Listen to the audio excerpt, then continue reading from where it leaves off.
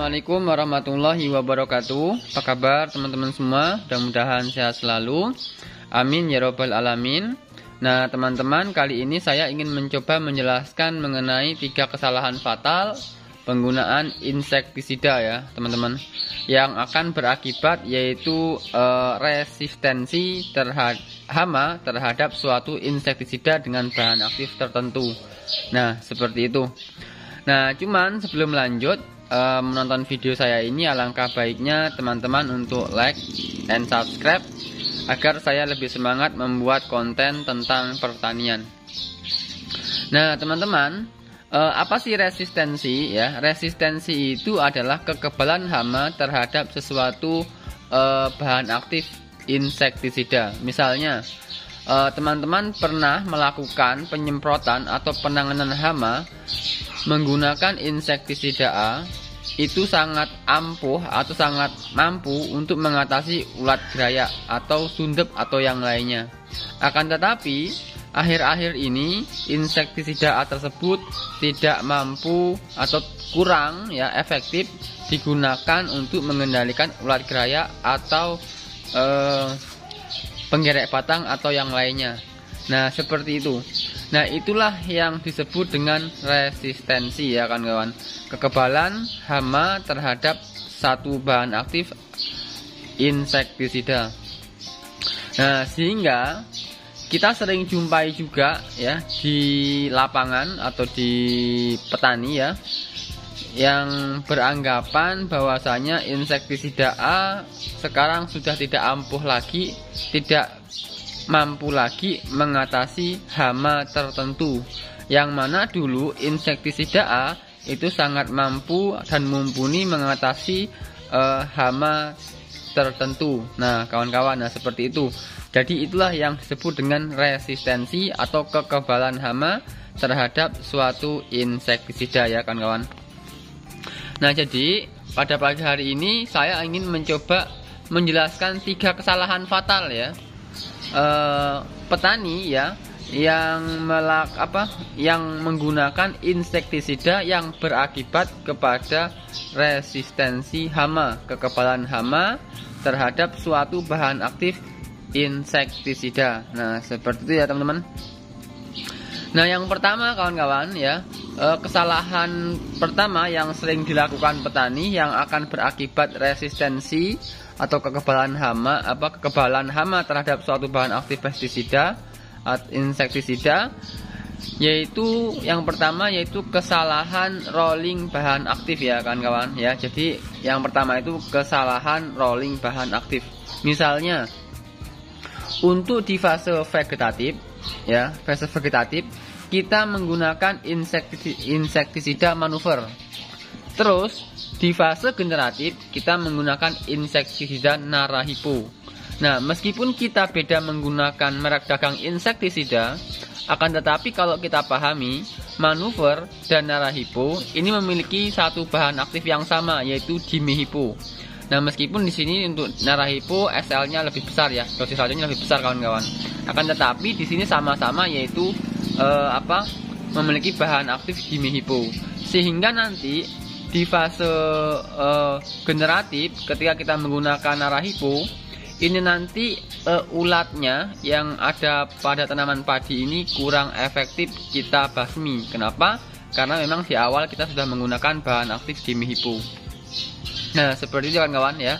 Jadi ketika teman-teman ingin merolling insektisida, jadi usahakan menggunakan bahan aktif yang berbeda. Misalnya di fase vegetatif kita menggunakan insektisida manuver.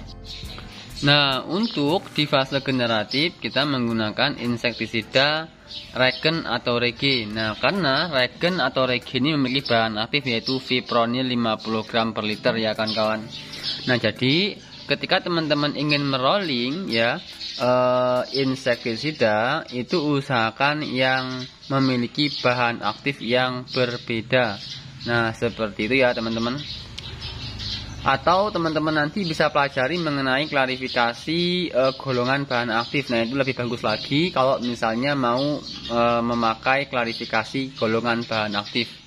Nah, itu akan lebih efektif dan efisien. Nah, selanjutnya kawan-kawan, kesalahan yang kedua ya, bagi petani ya, ketika menggunakan insektisida yang akan berakibatkan yaitu resisten ya, hama terhadap insektisida tertentu, yaitu pencampuran pestisida ya. Jadi kesalahan dalam pencampuran pestisida. Nah, misalnya teman-teman mencampur pestisida A dengan pestisida B ya. Secara akal itu akan membuat daya bunuh ya, hama terhadap hama itu akan lebih efektif ya, akan lebih tuntas dalam mengendalikan hama. Nah, seperti itu ya, memang benar ya kawan-kawan, dia akan lebih efektif. Akan tetapi ketika memiliki bahan aktif yang berbeda ya, misalnya dimihipo dimik dengan fipronil, nah itu tidak masalah ya kawan-kawan. Nah, akan tetapi kalau misalnya manuver dimik dengan narahipo atau regen dimik dengan regi, nah ini kurang efektif kawan-kawan ya. Karena apa? Karena regen dan regi memiliki bahan aktif yang sama, narahipo dan manuver memiliki bahan aktif yang sama. Nah, manuver atau narahipo manuver ini memiliki bahan aktif yang sama, yaitu dimihipo, dan regen dan rege memiliki bahan aktif yang sama, yaitu fipronil 50 gram per liter ya.